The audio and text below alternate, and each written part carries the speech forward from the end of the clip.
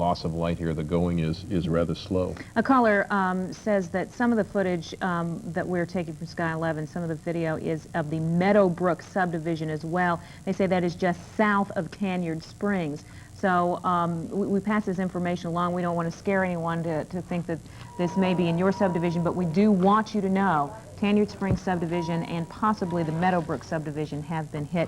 We want to go to Jeff Lifson, who is in our newsroom now, with some more information about all of this. Jeff? All right, thanks, Gary and Melissa. I do have one update from Chief Corso of the Louisville Fire Department. This is back in Jefferson County. We've been focusing on Bullitt County and some of the damage down there, but this is something to keep in mind here back in Jefferson County. Seneca and Cherokee parks are flooding right now, according to the fire department, and people apparently may be trying, but should definitely not be canoeing through this area. It's very dangerous. Flooding there, we've had some flooding throughout this past weekend, mainly in the southern and southwestern parts of the county, Fairdale, Okolona, etc. But apparently now Seneca and Cherokee parks closer over to the east end are flooding, and folks are warned not to be kayaking in that area if they are indeed thinking about that right now. I realize it's kind of ridiculous to think about that, but apparently there are some folks that are giving that a shot. So Chief Corso says, heads up, get out of there.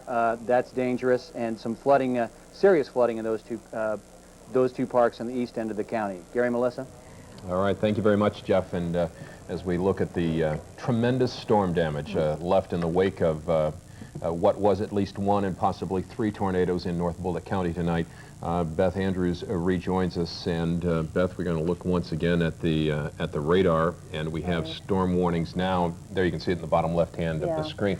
Storm warnings now in central Kentucky, and this is one of those storms that pass through but won't go away. Right, and I just got a call from a woman in LaRue County who said it's just really, really bad where she is. They aren't under a warning at this time, but you could see from the flashing red on our Doppler, flashing pink on our Doppler radar, that they've got very high winds, probably 50, 60 mile an hour wind gusts and lots of hail. So I just want to remind you folks, we didn't forget about you south of us.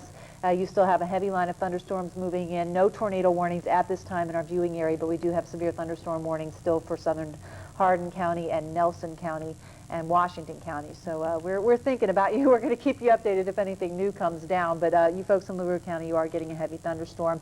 So far, no tornado warnings are currently in effect in our viewing area.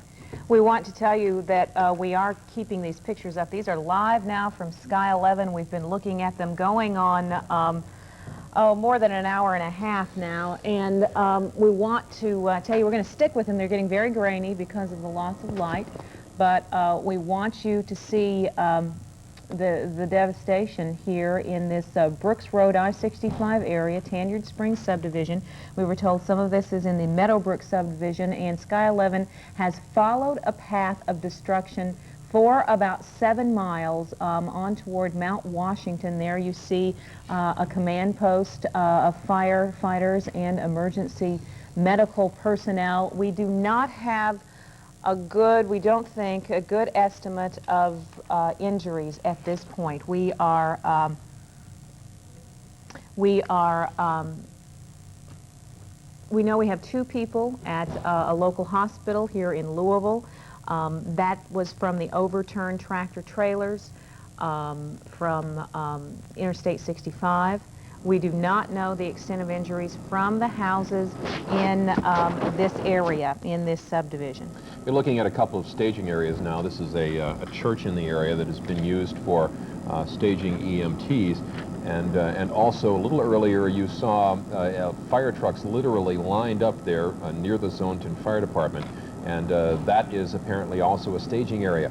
And one thing that seems to be developing here, and we do not have confirmation of this, is they are poised, ready to enter these subdivisions, but now it appears to be they're sending out like scouting cars to go into the subdivisions to make sure the way is clear, to make sure the roads are safe before they can enter. You can see just a few cars back in the subdivision now that are and they appear to be police vehicles that are patrolling very slowly to see what the damage is and to assess the safety factor as far as the rescue workers are concerned. And as you could probably guess, there is no power in these subdivisions. It's going to be dark as pitch out there in just a little while, and they're going to have to bring in some sort of auxiliary lighting. This is going to be a very long and dangerous night in this portion of Bullitt County that has been ravaged by tornadoes. Most of our coverage and all of our pictures have been from Sky 11 of the destruction. So it's difficult to get a handle on exactly the area, the name of the area we're looking at. We had been told originally it was Tanyard Springs. Now we're told it's Meadowbrook. So we are very sorry if we do have the wrong subdivision. We're told it's Meadowbrook now. But at the any area, rate, it is between I-65 and Pioneer Village. Village. And then a path of destruction which stretched 7 miles south to Mount Washington.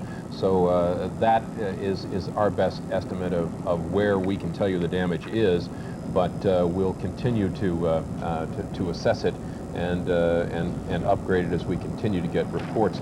You're looking at one area now, and you can see what appears to be left of a home. There were some, it appears to be above-ground swimming pools and so forth there, but these homes were literally the top blown off of them. The interior of the homes exposed, and so now exposed to the chill of the night there. what we want to pass along now, obviously a lot of people need shelter. A lot of people will be going to relatives tonight. North Bullitt High School is a shelter there in Bullitt County. If you know someone, or maybe someone is at your home who lives in the area, you can go to North Bullitt High School. Also the courthouse in Taylorsville. We do have some damage in Taylorsville, we know.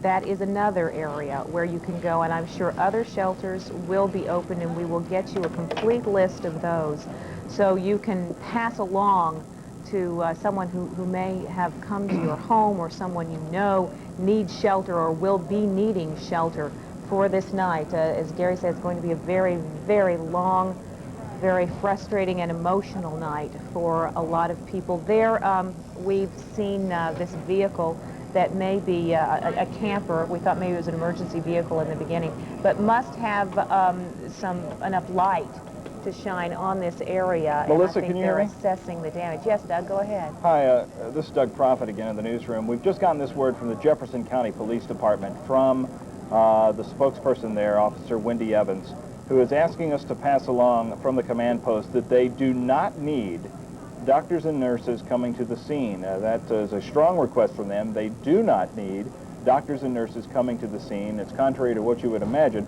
They so far are telling us from Jefferson County Police that there are minor injuries. They have no fatals at this moment. People are walking in the middle of the major roads, they also say, and they're very concerned about that. And they are asking people to stay off your cell phones.